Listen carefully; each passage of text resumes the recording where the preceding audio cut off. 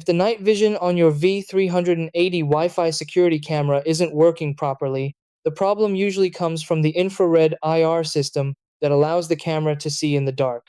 These cameras use small IR LEDs around the lens to illuminate the area at night, but issues like dust buildup, incorrect app settings, outdated firmware, or temporary software glitches can prevent night mode from activating.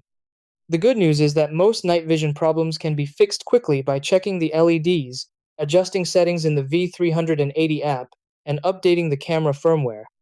Step 1. Check the IR LEDs around the camera lens and gently clean them with a soft cloth if dust is present.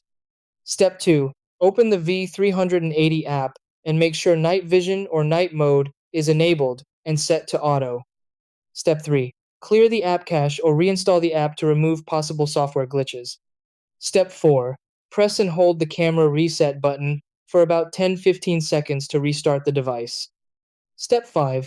Check for and install the latest firmware update in the app to fix night vision bugs.